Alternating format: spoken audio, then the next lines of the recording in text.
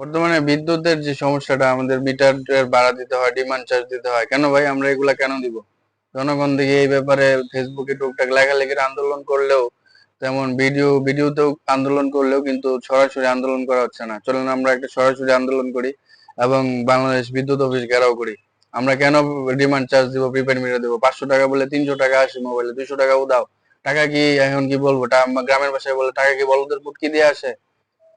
টাকা কামাই করতে অনেক কষ্ট করতে হয়। আর যে হারে দ্রুত বিদ্যুৎ কাটতেছে, যা যা দেখলাম, ওই কিছুদিন পর পরই টাকা শেষ হয়ে যায়, আবার টাকা বললে এমনিতেই 200 টাকা চলে যায়। এটা কি মগের মুল্লুক নাকি?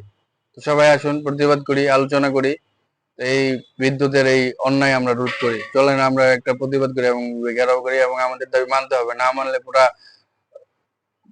একদম বিদ্যুৎ অফিস, বিদ্যুৎ আমাদের আর লাগবে না, বিদ্যুৎ আমরা নিব না। দেখি তোরা কার কাছে বিদ্যুৎ বিক্রি করো। তো চলেন আমরা একদিন একটা ডেট ফিক্সড করে আমরা আন্দোলনে নামি।